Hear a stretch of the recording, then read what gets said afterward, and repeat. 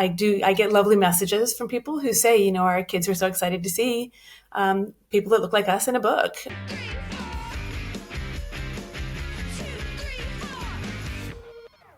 Hello, fellow law nerds. Welcome to a special episode of Boom Lawyered, a Rewire News Group podcast hosted by the legal journalism team that encourages you to read banned books. I'm Rewire News Group's co-chief content officer, Imani Gandhi. And I'm Jess Piccolo, Rewire News Group's other co-chief content officer.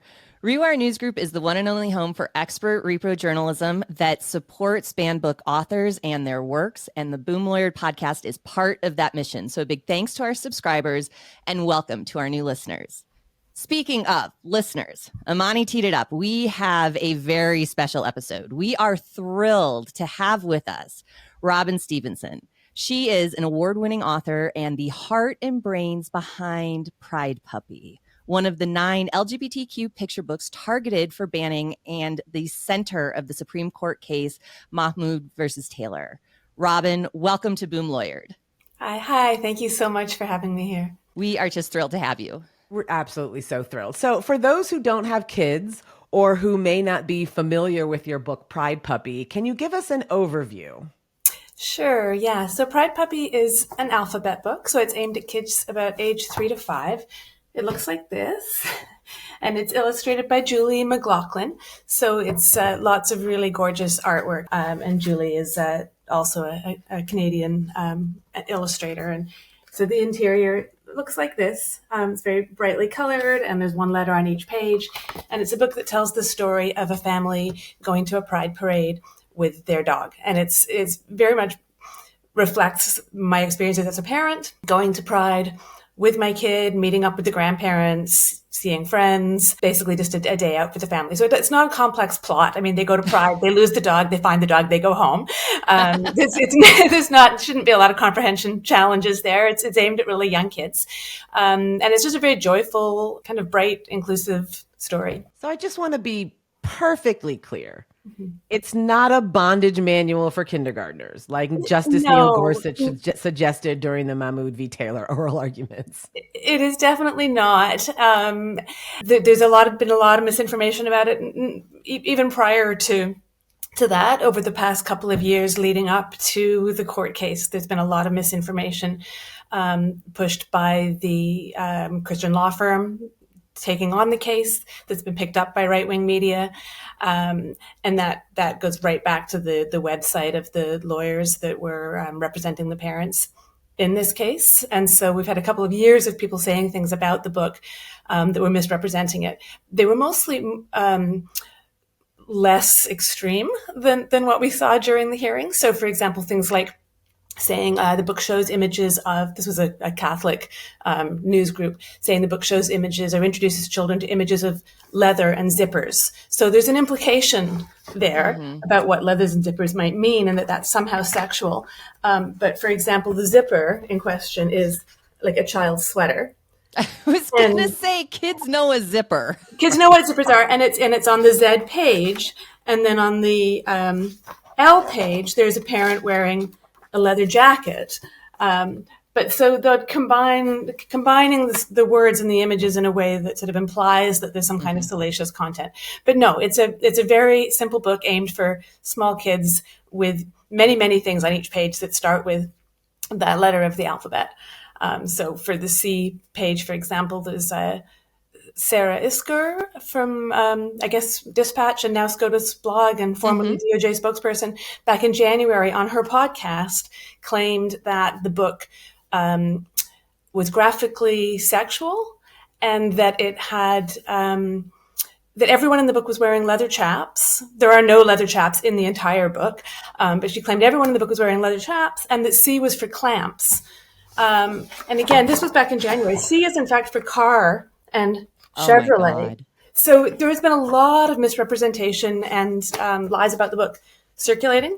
Having said that, I didn't expect what happened during the hearing. First of all, I am so sorry at that level of misrepresentation because, I mean, that is just absolutely willful. But what has it been like to have this going on for the last couple of years, to have your work targeted like this? And it's not just you. There's a community of authors, right? And so can you talk about that community and what you all have been going through thanks to the Christian legal movement? Yeah, yeah. Oh, it's been surreal, really. I don't think that any of us would have anticipated it, and probably most of it. So there's 9 books that were involved in this case. So there's a larger group of authors and illustrators whose books have been part of this case over the last couple of years. We weren't really most of us weren't connected with each other until more recently, until once the Supreme Court agreed to hear the case. The group of us did connect, and that's been fantastic. We've been calling ourselves the SCOTUS Book Club. And we've been, that group has been such a source of support. And there's just been so much humor. And, it's been really great to have to be connected with that group of people who are kind of going through the same thing. But yeah, it's been very frustrating, I think, because it's very hard to counter that kind of misinformation once it's picked up by right-wing media and by Fox News and Moms for Liberty and so on. And that sort of right-wing echo chamber that just amplifies and spreads this misinformation. And it is very hard to counter that. Well, I'll just speak for myself. I won't speak for the whole group, but I think it's definitely been very time consuming. And it's definitely taken a lot of energy, which is energy we would probably all rather be putting into writing books and talking to kids about books. So, yeah. Well, thankfully, our listeners are smart enough not to exist solely in the right-wing media echo chamber. So here is an opportunity to let folks know anything that you would want them to know about this work and this experience. Like you mentioned, the fact that this is taking so much time. I imagine you've been subject to some harassment as well. You're a children's author. What do you want our listeners to know about this? I guess just these books are really important, and that that we hear from so many parents who read these books with their kids and who really value these books, and who want books that show families that look like theirs. When my kid was born, there were just very, very few books out there that showed families that looked like ours. So I wanted to write books with 2 moms, books that just showed a really diverse community of people celebrating pride. And the parents that I hear from, I get lovely messages from people who say, our kids were so excited to see people that look like us in a book. And Julie, the illustrator, the illustrations are just really wonderfully inclusive in so many ways. And so we often hear from kids who are very pleased about a particular image, something where they do sort of see themselves. So for example, there's one of the groups in the book has a sign that says queer farmers. And we actually heard from a family who are queer farmers who were like, our kids were so excited. They never thought they would see queer farmers in a book. And so, there's lots of that. And we hear it from a lot of teachers as well, because obviously teachers are the ones who are trying to teach classrooms that include all kinds of kids. So both kids from queer families and kids from more conservative families, including some of the folks who might be opposed to their kids learning about LGBTQ plus people and so on. And, for those teachers who have these classrooms of kids that are really diverse and that have to make sure that all of those kids feel seen and welcome and included and supported, books are a really helpful resource for them to be able to have those conversations and to help the kids understand more about each other and understand that there are lots of kinds of families, and that regardless of what their own views and families' views are, that they are in a classroom together and that they need to be able to support each other and get along with each other. So I feel like taking these books away from teachers and schools takes away a resource that is really very much needed. Were you surprised by all the attention and backlash? Not entirely. I mean, once it was sort of, going to the Supreme Court, obviously there was a level of attention that I hadn't experienced before, but I've had many of my other books have been challenged. So I had a book called Pride Colors, which was a board book that came out, I think, back in 2019. A really simple book. It's a color concept board book for like 0 to 2-year-olds. It's basically a sort of caregiver reading to a child. So there's just a sort of message of, it starts a bright red heart, a little star, I love you just the way you are. So it's that kind of book. But it follows the colors of the pride flag. And the families that are shown in the book are families with 2 moms or 2 dads. And that book was challenged in Virginia at a public library a few years ago by a group that challenged, I think, about 130 LGBTQ plus children's books calling them pornographic and sexually explicit. So when you can have a book that has like probably about 100 words and photos of babies and have people saying that it's pornographic and sexually explicit, so I know books are lied about and misrepresented, and definitely this sort of epidemic of book challenges and book bans that's been happening over the last few years has been ongoing. So this didn't come out of nowhere. So in that sense, no, it wasn't a surprise at all. But certainly having it end up at the Supreme Court, that was definitely a surprise. It seems to me that kids are really resilient. And so in your view, do you think that it is more the parents that are driving this sort of propaganda? Do you think that children are falling for it? Do you have any suggestions to parents in schools with, queer parents or parents with queer kids, and how it is that they can navigate this sort of propagandistic society that we live in, where they're just blatantly lying about a book that anyone can go pick up and read and see is not pornographic or sexually explicit? Yeah. I mean, I think they have to lie about the books, right? Because the alternative to lying about the books is to say, we don't want kids to see any books that include people like some of the people in your school. And I don't think that's a message that's going to be very easy to sell. So it's easy to say we don't want books about gay sex in kindergarten, right? There aren't any. That doesn't matter. Or, it's still a message that they can sell. The schools that are actually dealing with this, I mean, I think are very much aware of the complexities and the nuance, and that this is not a simple issue, and it's not an issue that there's going to be a sort of rule that can apply to every school in every situation.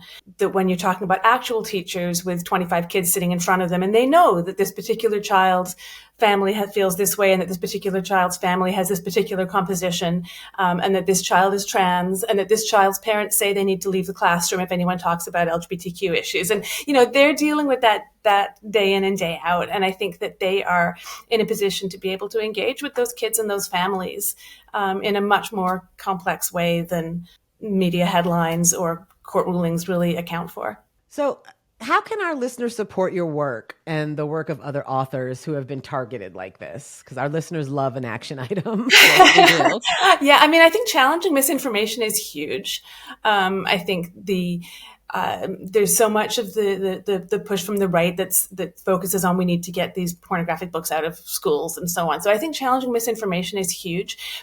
Also, though, I mean, a lot of the book banning does focus on books for teens, right? So this is about a picture book. Obviously, it's not sexual, but also it is appropriate for teens to be able to read about sex. And most of the book bans have targeted young adult books. So we're talking about books for people who may be in sexual relationships themselves. These are people who are on the verge of adulthood, who should be able to get information, who should be able to read about sex. So I think it's also important not just to defend books from book bans by saying, but they're not about sex. Because regardless, book bans are wrong. Most people don't support book bans. Kids have a right to read. Teens have a right to read. Schools have a responsibility to meet the needs of all their students and provide the books that those students need.